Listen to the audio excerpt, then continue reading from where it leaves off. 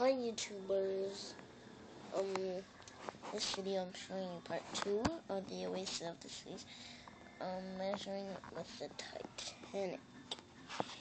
As you can see, I do some colorful features on this thing, and I put that opening the boardwalk farther. Might do this and that long. And stuff like that. But I already made a video of the Titanic. If you didn't want, if you just check out my channel, then you'll watch it. As you can see, it's much wider now. You can see the strings. But I am measuring it out to make sure I built it correctly. So to be longer.